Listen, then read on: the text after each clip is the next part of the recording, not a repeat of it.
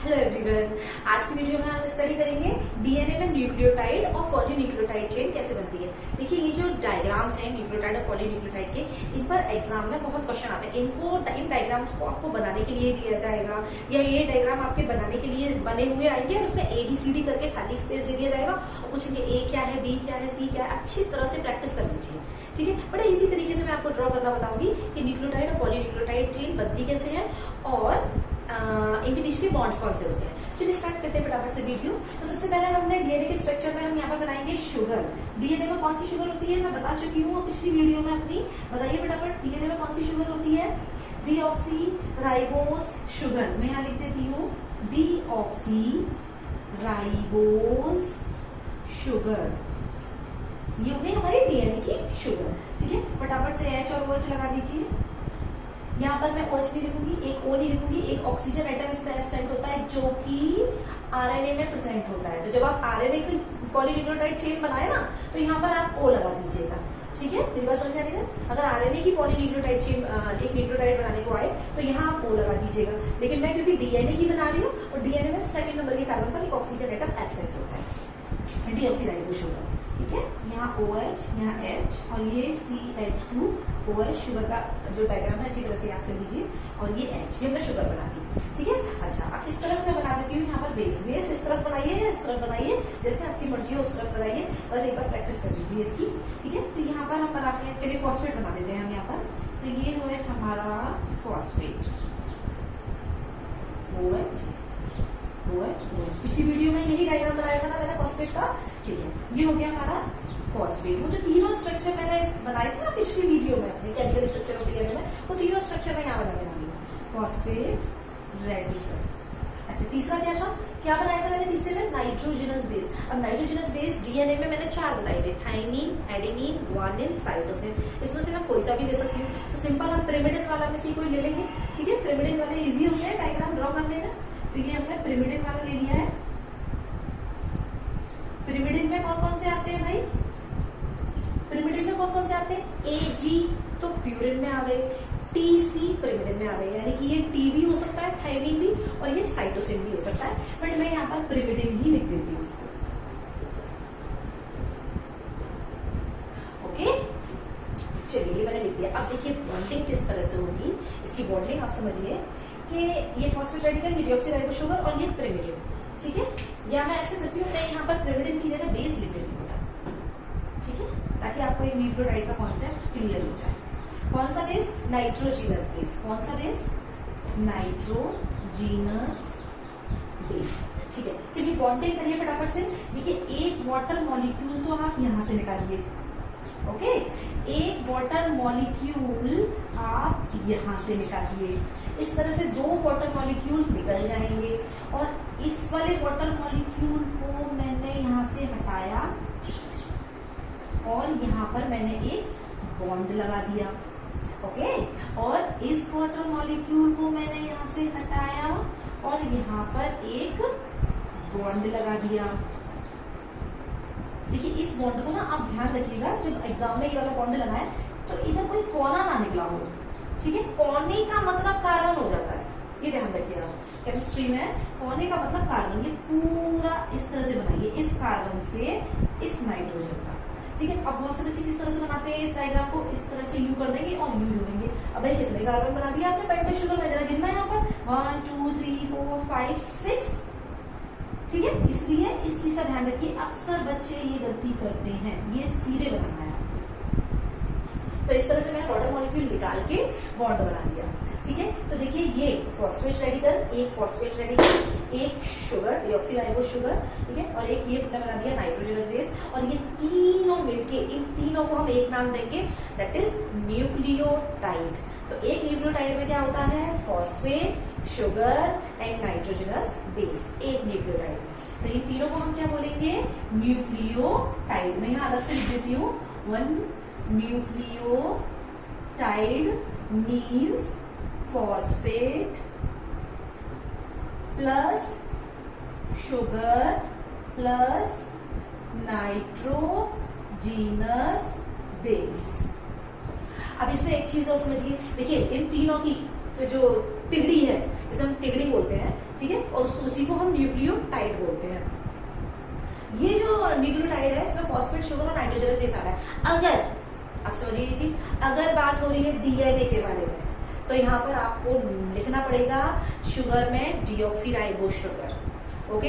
अगर बात हो रही है आरएनए का न्यूक्लियोटाइड बनाने की, ठीक है, तो यहाँ पर आपको लिखना होगा राइबोस शुगर, ठीक है। आरएनए और डीएनए के न्यूक्लियोटाइड में इतना ही डिफरेंस है, इसे आप याद रखिएगा। तो ये मैंने एक न्यूक्लियोटाइड बना लिया। अब एक और टर्म आपने सुना होगा न्यूक्लियोसाइड। क्या है? न्यूक्लियोसाइड। देखिए न्यूक्लियोसाइड क्या होता है, ठीक है, उसमें तिगड़ी थी, ठीक है, इसमें दुगड़ी होगी, ठीक है, उसमें तिगड़ी थी, 3 थे, इसमें दुगड़ी होगी, यानी कि 2 होंगे। अब 2 में से किसको हटाऊंगे, बच्चे इसी में कंफ्यूज कर जाते हैं। अच्छा, इसमें अलग सा क्या लग रहा है आपको, ये बताइए, इसमें अलग सा क्या लग रहा है? ये थोड़े एक जैसे लग रहे हैं, बेस और ये एकदम कार्बन वाला ही स्ट्रक्चर ये है, कार्बन वाला ही स्ट्रक्चर ये है, यहाँ कोई कार्बन नहीं है, ये थोड़ा इन दोनों से अलग सा लग रहा है, ठीक है। तो जो न्यूक्लियोसाइड होता है उसमें फॉस्फेट रेडिकल नहीं होता, याद रखने का तरीका। अक्सर बच्चे भूल जाते हैं कि यार न्यूक्लियोसाइड में बेस नहीं होता, शुगर का तो याद रहता है, बीच में शुगर तो होती है लेकिन बेस नहीं होता, या फिर फॉस्फेट नहीं होता। तो याद रखिए कार्बन कार्बन वाले दोनों मॉलिक्यूल होंगे। ये जो थोड़ा अलग से लग रहा है फॉस्फेट रेडिकल, इसमें कोई कार्बन नहीं है, ये न्यूक्लियोसाइड में नहीं होता। तो न्यूक्लियोसाइड की अगर हम बात करें तो उसमें क्या होता है, शुगर एंड बेस। न्यूक्लियोसाइड क्या, शुगर एंड बेस मिलकर न्यूक्लियोसाइड बनाते हैं। अगर आरएनए की बात हो रही है तो राइबोस शुगर लिखिएगा, ठीक है, और अगर डीएनए की बात हो रही है तो डीऑक्सीराइबोस शुगर लिखिएगा। ये हम बता चुके। इस तरह से हमने पूरी एक आपको न्यूक्लियोटाइड बना के दिखा दिया। अब आपको इसके बॉन्ड भी समझने होंगे कि इसमें बॉन्ड कौन से होते हैं। Very very important, competitive exam के हिसाब से ये बहुत इंपॉर्टेंट है। देखिए इस बॉन्ड को हम बोलते हैं फॉस्फो डाई एस्टर बॉन्ड। तो कोई पूछे अगर कि शुगर के बीच में और फॉस्फेट के बीच में कौन सा बॉन्ड होता है, phosphodiester bond. Clear? अगर आपसे कोई पूछे कि बेस के बीच में और शुगर के बीच में कौन सा बॉन्ड होता है, यानी कि इस वाले बॉन्ड का क्या नाम है, तो इस वाले बॉन्ड का नाम है beta N glycosidic bond. Okay, इन बॉन्ड्स के नाम भी आप याद कर लीजिए। बेस और शुगर के बीच में beta N glycosidic bond, and इसके बीच में और इसके बीच में फॉस्फोडाइएस्टर बॉन्ड। ये मैंने एक न्यूक्लियोटाइड बना दिया। अब हम देखेंगे दूसरा न्यूक्लियोटाइड भी हम सेम ऐसा ही बनाने वाले हैं, और फिर दोनों न्यूक्लियोटाइड को हम आपको जोड़ के दिखाएंगे। आप बेटा चाहे नोट कर लीजिए करिए या स्क्रीनशॉट ले लीजिए करिए। तो सेम ऐसा ही स्ट्रक्चर मैं ऊपर बनाने वाली हूँ, सेम ऐसा ही स्ट्रक्चर। ओके, अभी बनाती हूँ। तो देखिए सेम ऐसा ही स्ट्रक्चर मैंने ऊपर भी बना दिया। ओके, अब देखिए, अब यहाँ पर देखिए, मैंने अभी तक आपको सिर्फ इतना बताया कि फॉस्फेट, शुगर और बेस कैसे बॉन्ड बनाते हैं। अब हम आपको बताएंगे ये पूरा न्यूक्लियोटाइड ऊपर वाले न्यूक्लियोटाइड से या अपने नीचे वाले न्यूक्लियोटाइड से कैसे बॉन्ड बनाता है। तो आप इसे समझिए। देखिए ये इस ऑक्सीजन को मैं थोड़ा इधर कर देती हूँ बॉन्ड बनाने के लिए, मेरे लिए आसानी रहेगी, ठीक है। अदरवाइज आप करिए करिए ना करिए, इससे कोई फर्क नहीं पड़ता। तो देखिए ये वाला जो OH है और ये वाला, ये वाटर मॉलिक्यूल निकल जाएगा। देखिए 2 हाइड्रोजन और 1 ऑक्सीजन H2O। ओके, तो ये यहाँ पर एक वाटर मॉलिक्यूल निकल जाएगा और इस तरह से यहाँ पर एक बॉन्ड बन जाएगा। अब इसमें ध्यान दीजिए कि कौन से नंबर के कार्बन यहाँ पर यूज हुआ है। देखिए कार्बन की नंबरिंग मैंने आपको बताई थी 1 2 3 4 5, यानी है ना, और ऐसे यहाँ कर लीजिए 1 2 3 4 5। बेटा इसमें 3rd नंबर का कार्बन बॉन्ड में यूज हुआ है। कौन से नंबर का? 3rd नंबर का कार्बन, यानी कि एक न्यूक्लियोटाइड और दूसरे न्यूक्लियोटाइड जो जुड़ते हैं उसके लिए जब बॉन्ड बनता है तो 3rd नंबर का कार्बन यहाँ पर यूज होता है। H2O हमने निकाल दिया था, यहाँ भी H2O निकाला था, यहाँ भी H2O निकाला था, यहाँ भी H2O, जितना भी बॉन्ड बनेगा वो H2O निकाल कर बनेगा। इसको हम क्या बोलेंगे बॉन्ड को? इस बॉन्ड को भी हम फॉस्फो डाई एस्टर बॉन्ड बोलेंगे। फॉस्फो डाई एस्टर बॉन्ड, ठीक है। असलियत में देखा जाए तो फॉस्फोडाइएस्टर बॉन्ड यही होता है, ठीक है। तो देखिए इसमें मैंने एक और ये दोनों इसे जोड़कर दिखा दिए। जैसे मैं ये 2 जोड़ सकती हूँ, ऐसे ही 3, ऐसे ही 4, ऐसे ही 5, ऐसे ही 6, ऐसे ही 7, इस तरह से मैं पूरी एक चेन जोड़ सकती हूँ, पूरी एक चेन जोड़ सकती हूँ। इसी पूरी एक चेन को हम बोलते हैं पॉलीन्यूक्लियोटाइड चेन। क्या बोलते हैं? Polynucleotide chain. देखिए पॉलीन्यूक्लियोटाइड का क्या मतलब है? पॉली का मतलब होता है बेटा मैनी, एंड न्यूक्लियोटाइड अभी मैंने बताया था क्या, फॉस्फेटाइडिकल शुगर एंड बेस, ये मिलकर न्यूक्लियोटाइड बनाते हैं। यानी कि पॉली मतलब मैनी, मतलब इसमें बहुत सारे न्यूक्लियोटाइड हो गए ना डीएनए में, एक ये न्यूक्लियोटाइड, एक ये न्यूक्लियोटाइड, और मैंने तो सिर्फ बेटा आपको 2 जोड़कर दिखाए हैं, इसमें तो आप पूरी एक चेन जोड़ सकते हैं, एक तीसरा न्यूक्लियोटाइड, एक चौथा न्यूक्लियोटाइड, 5वां न्यूक्लियोटाइड, पूरी एक चेन जोड़ दीजिए। इसी तरह से बॉन्ड बनाते जाइए फॉस्फेट पर और 3rd नंबर के कार्बन के बीच में फॉस्फोडाइएस्टर बॉन्ड। ठीक है, तो इस तरह से आपकी पूरी न्यूक्लियोटाइड चेन बन जाएगी। अच्छा, इसमें एक चीज और रटना नहीं है, आपने डीएनए के स्ट्रक्चर में पढ़ा होगा 3 प्राइम साइड और 5 प्राइम साइड, वो क्या होती है वो भी आप समझिए। एग्जाम में बोर्ड में 3 प्राइम साइड और 5 प्राइम साइड पे भी क्वेश्चंस आते हैं, कॉम्पिटिटिव एग्जाम्स पर भी आते हैं, बहुत इंपॉर्टेंट है, ध्यान से समझना है आपको। देखिए ये जो 3rd नंबर का कार्बन है, ठीक है, ये यहाँ पर इसके साथ बॉन्ड बना रहा है। ओके, अच्छा यहाँ पर 3rd नंबर का कार्बन बॉन्ड बना रहा है क्या नीचे? यानी कि अगर देखिए मैं इतने सारे तो नहीं बना सकती यहाँ पर, लेकिन मैं इतना बोल रही हूँ आपको कि आप ये समझिए कि बीच में मैंने बहुत सारे न्यूक्लियोटाइड बना दिए हैं। ये सबसे ऊपर का है, ये सबसे नीचे का है, और बीच में यहाँ मैंने बहुत सारे न्यूक्लियोटाइड बना दिए। बिल्कुल इसी तरह से जैसे मैंने 2 जोड़े हैं, ऐसे मैं 50 जोड़ सकती हूँ। तो इसमें जो सबसे नीचे वाला होगा, क्या वो किसी के साथ फॉस्फोडाइएस्टर बॉन्ड बना रहा होगा? नहीं ना, वो उसका एंड छोर होगा, एंड छोर, तो वो किसी के साथ फॉस्फोडाइएस्टर बॉन्ड बना रहा नहीं होगा, वो फ्री होगा। तो इसमें जो 3rd नंबर का कार्बन है वो फ्री होता है, फॉस्फोडाइएस्टर बॉन्ड किसी और न्यूक्लियोटाइड के साथ नहीं बना रहा होता, इसलिए डीएनए की इस साइड को हम 3 प्राइम साइड बोलेंगे। ठीक है, अच्छा अब इसके बाद सबसे ऊपर वाले की बात करूं मैं, ठीक है, जैसे बीच में तो कई सारे न्यूक्लियोटाइड है, इसमें सबसे ऊपर वाले की बात करूं मैं, तो सबसे ऊपर वाला इसमें जो फॉस्फोरस होगा, ठीक है, देखिए इसका जो फॉस्फेट है वो इसके साथ बॉन्ड बना रहा है, लेकिन और इसमें बीच में जितने भी फॉस्फेट पड़ेंगे वो सब बॉन्ड बना रहे होंगे, लेकिन सबसे ऊपर का जो फॉस्फेट है क्या वो किसी के साथ बॉन्ड बना रहा होगा? किसके साथ बनाएगा? जब ऊपर कोई है ही नहीं तो वो किसी के साथ बॉन्ड नहीं बना रहा होगा। और ये फॉस्फेट 5वें नंबर के कार्बन से जुड़ा हुआ है ना, इसीलिए हम इसको बोलेंगे 5 प्राइम साइड। तो ये हो गई 3 प्राइम साइड, क्योंकि इसका 3rd नंबर का जो OH है वो फ्री है या कार्बन फ्री है, और इसमें 5th नंबर का जो फॉस्फोरस है, मतलब सॉरी 5th नंबर के कार्बन से अटैच फॉस्फोरस फ्री है, that's why it is called 5 prime side. तो 3 प्राइम साइड 5 प्राइम साइड में आपको क्यों समझा रही हूँ, एग्जाम में पूरा डायग्राम बना होता है और फिर वो बोलते हैं बताइए इसमें सिर्फ 3 प्राइम साइड और 5 प्राइम साइड कौन सी होगी, तो पहचानने का तरीका बिल्कुल सिंपल, जहां पर फॉस्फेट फ्री हो, ऊपर कुछ ना हो, 5 प्राइम साइड, ठीक है, और जहां पर ये 3rd नंबर का कार्बन फ्री हो, तो नीचे वाले के साथ बॉन्डिंग में ना हो, वो 3 प्राइम साइड हो जाएगी। अब समझिए ये चीज कि हम क्योंकि यहाँ पर डीएनए के बारे में बात कर रहे हैं, तो ऐसी ही पॉलीन्यूक्लियोटाइड चेन जो मैंने यहाँ बनाई है, सेम आपको ऐसी ही इस साइड बनानी है। सेम ऐसी चेन जो मैंने यहाँ बनाई है आपको इस साइड भी बनानी है। अब ये आप कैसे बनाएंगे?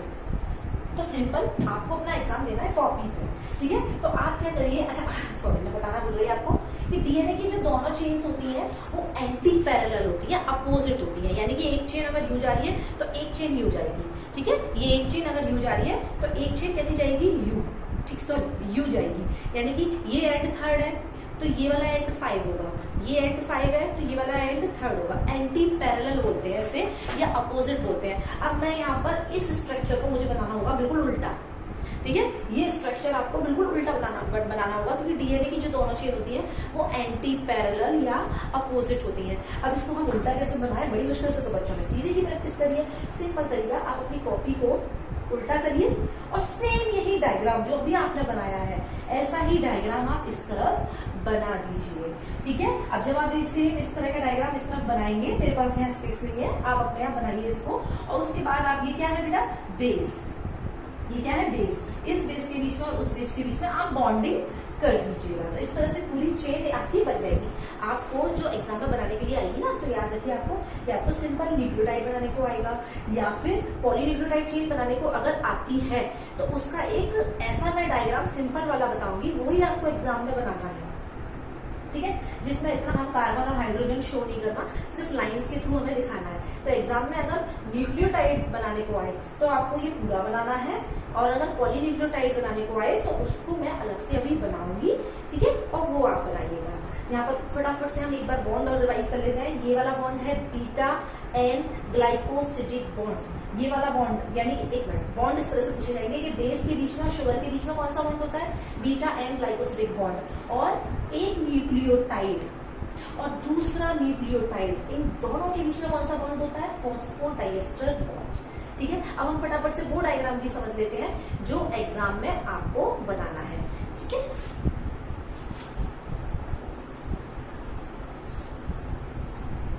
बहुत इजी है आपको बनाने के लिए।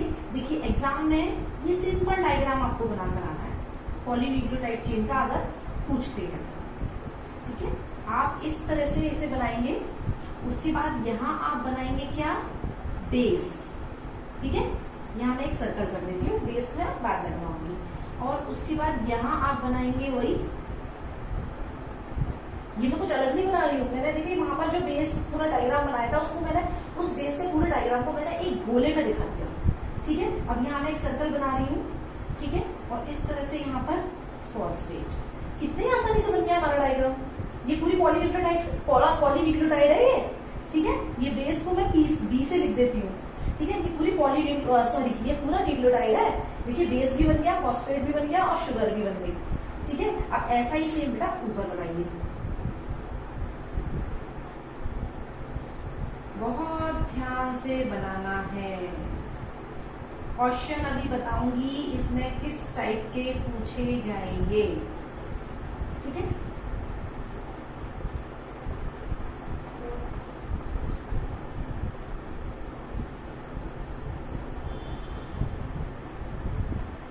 ये गलती मत करिएगा कि इसको यूं करके दिखा दें और इसको यूं करके दिखा दें ना, पॉइंट का मतलब फिर यहाँ कार्बन से हो जाता है। ये हो गया हमारा बेस। अब ये हमने देखिए एक न्यूक्लियोटाइड, दूसरा न्यूक्लियोटाइड, तीसरा न्यूक्लियोटाइड। आपके एनसीईआरटी में यही डायग्राम बना हुआ है, बोर्ड में भी यही डायग्राम बना हुआ आएगा। ठीक है, अब कैसे क्वेश्चन पूछे जाएंगे वो हम आपको बताएंगे। पहले फटाफट से दो न्यूक्लियोटाइड को जोड़कर दिखाओ। ठीक है, ये वाला फॉस्फेट के साथ बनता था ना, थर्ड नंबर के कार्बन फॉस्फेट के साथ जुड़ता था ना, ये वाला। ठीक है, कार्बन की नंबरिंग आपको बताइए 1 2 3। थर्ड नंबर का कार्बन फॉस्फेट के साथ बॉन्ड बनाता था 1 2 3। आपको नंबरिंग लिखने की जरूरत नहीं है, मैं आपको बता रही हूँ बस। थर्ड नंबर का कार्बन फॉस्फेट के साथ बॉन्ड बनाता था। ठीक है, अच्छा इसका प्राइम साइड बताइए। यहाँ 5 नंबर का जो कार्बन है वो फ्री है, किसी के साथ बॉन्डिंग में नहीं है, ये 5 प्राइम साइड होगी। यहाँ ये देखिए थर्ड नंबर का 1 2 3, थर्ड नंबर का कार्बन फ्री है, इसलिए ये होगी इसकी 3 प्राइम साइड। प्राइम साइड आप इसकी याद रखिए। सेम ऐसा ही आपको यहाँ बनाना है। कैसे बनाना है, अपनी कॉपी उल्टी करिए और फटाफट बनाइए। तो देखिए सेम इसका उल्टा मैंने बना दिया, आप अपनी कॉपी उल्टी करके इसको बना लेंगे। अब इसमें फटाफट से प्राइम साइड और बता दीजिए मुझे। इसमें देखिए थर्ड नंबर का यहाँ पर फ्री है ना, ठीक है, इसलिए इसको हम 3 प्राइम साइड बोलेंगे। और यहाँ पर फॉस्फोरस फ्री है, फिफ्थ नंबर के कार्बन से अटैच, इसलिए इसे 5 प्राइम साइड बोलेंगे। इसीलिए मैंने बोला था कि डीएनए की दोनों जो चेन होती है वो एंटी पैरेलल होती है। ये 5 प्राइम होगी तो अगर ये 3 होगी, ये 3 होगी तो ये 5 होगी। तो डीएनए की हमने दोनों चेन बना दी। अब इसमें बेस बनाइए और उनके बीच में बॉन्डिंग करिए। ठीक है, देखिए मैंने यहाँ पर बेस को सिर्फ बी से रिप्रेजेंट कर दिया था। ठीक है, आप इसमें पूरा नाम लिखिए। बेस मैंने 4 बताए थे, AGTC। ठीक है, इसमें एडेनिन हमेशा थाइमिन से पेयर करता है डबल बॉन्ड के थ्रू, और गुआनिन हमेशा साइटोसिन से पेयर करता है ट्रिपल बॉन्ड के थ्रू। ये आपको याद रखना है, एडेनिन थाइमिन से डबल बॉन्ड के थ्रू एंड गुआनिन साइटोसिन से ट्रिपल बॉन्ड के थ्रू। तो अगर मैं यहाँ पर A बना रही हूँ, ठीक है, तो यहाँ आपको T बनाना पड़ेगा और इनके बीच में डबल बॉन्ड लगाना पड़ेगा। अगर मैं यहाँ पर G बना रही हूँ तो आपको यहाँ C बनाना पड़ेगा और इनके बीच में ट्रिपल बॉन्ड बनाना पड़ेगा। अगर मैं यहाँ पर C बना रही हूँ तो यहाँ आपको G बनाना पड़ेगा और इनके बीच में ट्रिपल बॉन्ड बनाना पड़ेगा। तो ये देखिए मैंने ये पूरी पॉलीन्यूक्लियोटाइड चेन का डायग्राम बना दिया। आई थिंक इसमें आपको एक चीज क्लियर हो गई होगी। अब फटाफट से ये समझ लो कि इसमें क्वेश्चन किस टाइप के आते हैं। देखिए ये जो पॉलीन्यूक्लियोटाइड चेन है इसमें ना इसका आपको बनाने को, ड्रॉ करने को भी आ सकता है, अच्छी तरह से प्रैक्टिस करनी है आपको। इसके अलावा इसमें जो क्वेश्चन आते हैं वो इस टाइप के भी आ सकते हैं कि आपको प्राइम साइड नहीं दी जाएंगी, प्राइम साइड पूछ ली जाएंगी। ठीक है, याद करने का सिंपल तरीका, जहाँ फॉस्फोरस फ्री हो उसे 5 प्राइम साइड कर दो। ठीक है, और बाकी के सब में 3 प्राइम साइड कर दो। अच्छा इसमें एक क्वेश्चन और इस टाइप का आता है कि वो क्या करेंगे, आपको जी और ए और सी जो भी है मतलब एक छोटा सा स्ट्रक्चर दे दिया और आपको यहाँ पर ब्लैंक कर दिया, कुछ भी नहीं लिखा, ठीक है, या यहाँ पर आपको ब्लैंक कर दिया और कुछ भी नहीं लिखा और आपसे पूछेंगे ना ए और बी करके लिख दिया, ए और बी, और आपसे पूछेंगे what is A and what is B. बहुत कंफ्यूज होते हैं इसमें बच्चे, ठीक है, क्योंकि अगर एग्जाम में ये डायग्राम छप के आ गया तो लिख देंगे राइट वाला बी और लेफ्ट वाला जो ए है, मतलब राइट वाला जो है वो बेस है और जो लेफ्ट वाला है वो हमारा फॉस्फेट है। बट इस तरह से मत देखना बच्चों, क्योंकि वो इस डायग्राम को इधर वाला भी तो दे सकते हैं, घुमा के भी तो दे सकते हैं, तब आप कैसे पहचानेंगे कि फॉस्फेट कौन सा है और बेस कौन सा है। तो पहचानने का जो तरीका आप ये देख लीजिए कि ये जो अलग से कार्बन यहाँ पर निकला हुआ है उससे अटैच वाला जो ग्रुप होगा वो फॉस्फोरस होगा, ठीक है, और जो डायरेक्टली अटैच होगा वो यहाँ पर हमारा बेस होगा। ओके, आपको इतना समझ में आ गया? तो ये इसी टाइप के क्वेश्चन इसमें पाएंगे। आई थिंक यानी कि न्यूक्लियोटाइड और पॉलीन्यूक्लियोटाइड के दोनों ही आपको बनानी आ गई होगी। हमारी ये वीडियो आपको अगर अच्छी लगी तो लाइक कीजिए, शेयर कीजिए, कमेंट करके हमें जरूर बताइए कि आपको हमारी वीडियो कैसी लगी और सब्सक्राइब करना ना भूलिए।